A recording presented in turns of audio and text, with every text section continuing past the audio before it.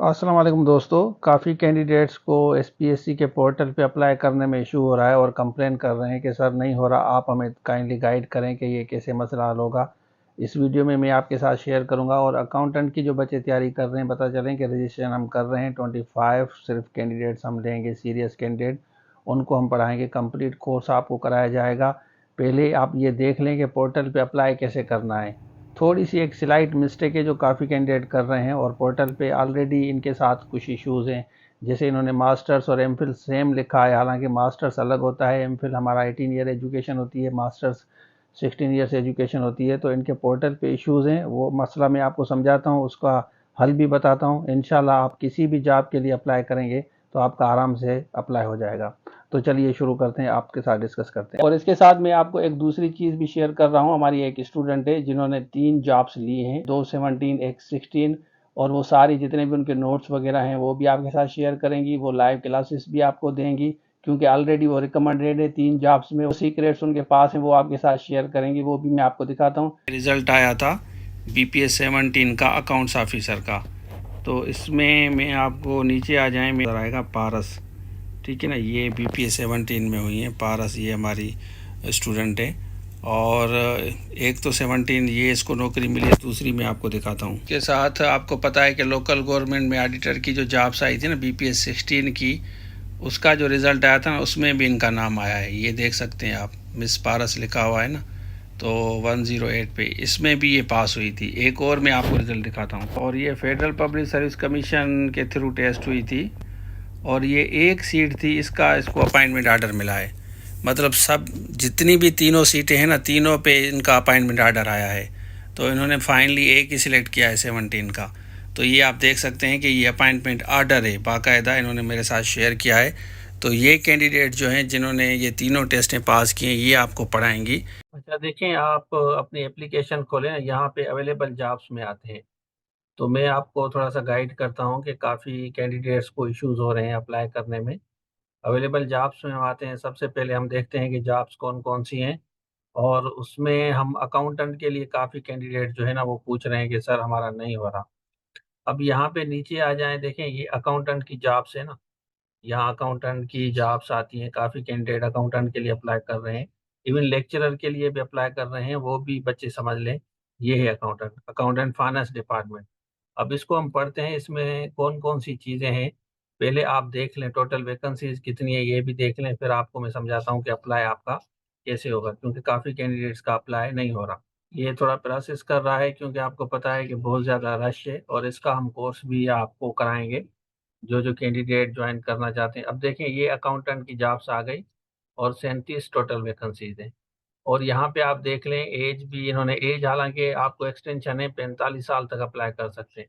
Bachelor degree commerce finance accounts ACCA, ये इन्होंने लिखा है। मतलब इसमें से आपका कोई ना कोई सब्जेक्ट होना चाहिए, कोई ना कोई सब्जेक्ट हो। कॉमर्स आपने पढ़ा हो, फाइनेंस या अकाउंटिंग, अगर इसमें से कोई भी सब्जेक्ट आपने पढ़ा है तो एलिजिबल है आप।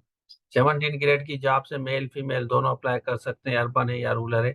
अब हम आते हैं अपने असल मुद्दे पे, यहाँ एजुकेशन पे आप आ जाएं। अप्लाई करेंगे तो यहाँ पे देखिए, अप्लाई से पहले मैं आपको समझाता हूँ कि आप एजुकेशन इंफॉर्मेशन पे आ जाएं अपने पोर्टल पे। जो आपकी प्रोफाइल है, प्रोफाइल पे आप आ जाएं, तो ये मैं आपको समझाता हूँ।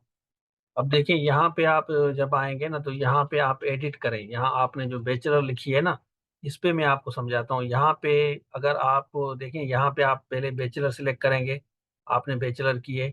उसके बाद नीचे आके काफी बच्चे BBA चूज कर रहे हैं, BBA बैंकिंग, BBA फला, इस तरह ना करें। आप यहाँ पे नीचे आएंगे तो नीचे आप जो सब्जेक्ट उन्होंने कहा है ना कि कौन से सब्जेक्ट, जैसे यहाँ पे आपको अकाउंट्स एंड फाइनेंस, नीचे आप आएंगे ना, काफी बच्चे क्या कर रहे हैं, BBA जो है ना यहाँ चूज कर रहे हैं। ऊपर BA आपने लिखा, नीचे फिर BBA management, BBA technology, BBA इस तरह करके यहाँ पे पूरा, मतलब यहाँ बिजनेस एडमिनिस्ट्रेशन BBA चूज कर रहे हैं, या बिजनेस एडमिनिस्ट्रेशन फाइनेंस चूज कर रहे हैं, तो इसमें आपका अप्लाई नहीं होगा। बिजनेस मैनेजमेंट या मार्केटिंग, इसमें आपका नहीं हो, इसको छोड़ें। बैचलर आपने लिख लिया ना, बताऊं। उसके बाद आप यहाँ पे आ जाएं, अकाउंट्स एंड फाइनेंस, ये आप चूज करेंगे, अकाउंट्स एंड फाइनेंस। लेकिन एक बात का ख्याल रखें कि अकाउंट एंड फाइनेंस आपने पढ़ा हो, आपकी डिग्री में कहीं ना कहीं लिखा हो, किसी भी पार्ट में, 1 में, 2 में, किसी भी सेमेस्टर में आपने ये 2 सब्जेक्ट पढ़े हो। उसके बाद अकाउंटिंग फाइनेंस चूज करेंगे। किस यूनिवर्सिटी से किया है ये करेंगे। नीचे आप इसमें से सब्जेक्ट ये लिख लेंगे, अकाउंट फाइनेंस वगैरह।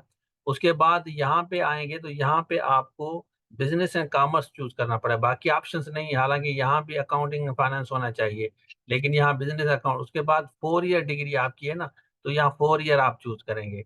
रिजल्ट डिक्लेयर आप लिखेंगे कौन सी डिवीजन है, या जीपीए आपका कौन सा है, तो यहाँ जीपीए चूज करके यहाँ जीपीए आप अपना लिखेंगे। और इधर ये अकाउंट्स एंड फाइनेंस वाले सब लिख के आप सेव करके अप्लाई करें, आपका अप्लाई हो जाएगा। लेकिन यहाँ पे आप बैचलर के साथ देखें, मैं आपको बता चलूँ, यहाँ इन्होंने मास्टर्स और एमफिल दोनों लिखा है। देखें मास्टर्स अलग होता है 16 ईयर्स। इनकी जो है ना वेबसाइट पे भी काफी इश्यूज है, जो इन्होंने ये बनाया है ना प्रोफाइल के लिए, ये बड़ा इशू है, बहुत बड़ा इशू है। मास्टर 16 ईयर्स होता है, एमफिल 18 ईयर्स होता है, सबको पता है। उसके बाद ठीक है ना। तो अब यहाँ पे इनका इशू है, ऑलरेडी यहाँ पे इन्होंने प्रॉब्लम्स क्रिएट किए हैं, तो इस वजह से आप आगे जाके जस्टिफाई करेंगे। जाहिर है आपने बैचलर किया है, 4 ईयर आपके पास डिग्री है, और अकाउंट फाइनेंस आपने पढ़ा है, अभी आपको अप्लाई करना है।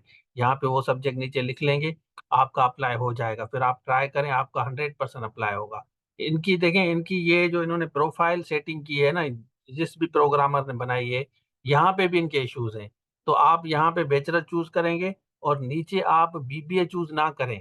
नीचे आपके जो सब्जेक्ट्स वो मांग रहे हैं ना कि आपका इसमें होना चाहिए, तो अकाउंट्स एंड फाइनेंस आप चूज करें, और उसके बाद आप जाके अप्लाई करें। यहाँ वो सब्जेक्ट लिख लें, अप्लाई करें, आपका अप्लाई हो जाएगा। बाकी कोर्सेज के लिए रजिस्ट्रेशन करा लें।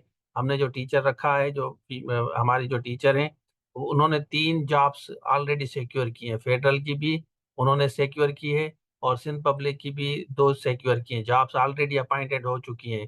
तो मैंने आपको बताया था। तो अब आपकी रजिस्ट्रेशन हम करेंगे, 25 स्टूडेंट हम लेंगे। जो भी बच्चे सीरियस हैं ज्वाइन करें, इंशाल्लाह आपकी टेस्ट जरूर पास होगी, क्योंकि एक्सपीरियंस टीचर है, ऑलरेडी जॉब ले चुकी हैं। फेडरल की 17 की एक सीट पे सिलेक्ट हो चुकी हैं, सिंध में 17 और 16 में सिलेक्ट हो चुकी हैं। इसी में अकाउंट्स में आपको बता रहा हूँ, अकाउंट्स में उन्होंने उसकी चॉइस हुई है। तो यहाँ पे अप्लाई करके आप मुझे बताएं कि आपका अप्लाई हो गया है या नहीं हो गया है। बाकी चालान ऑनलाइन भले आप पे करें, तो असल मसला ये था कि आपका अप्लाई नहीं हो रहा था। इस तरह करेंगे तो इंशाल्लाह आपका अप्लाई हो जाएगा।